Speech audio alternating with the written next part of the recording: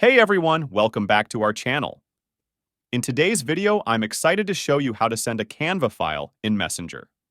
So let's dive in. First, open your Canva and select the design you want to share. Once your design is ready, go to the top right corner of the screen and tap on the Share button. A drop-down menu will appear.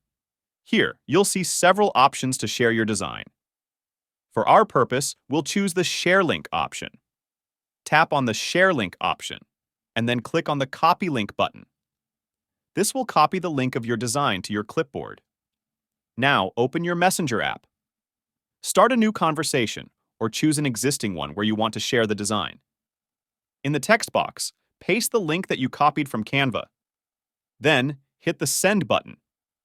And that's it. If you found this video helpful, don't forget to like and subscribe to our channel for more videos. Thanks for watching.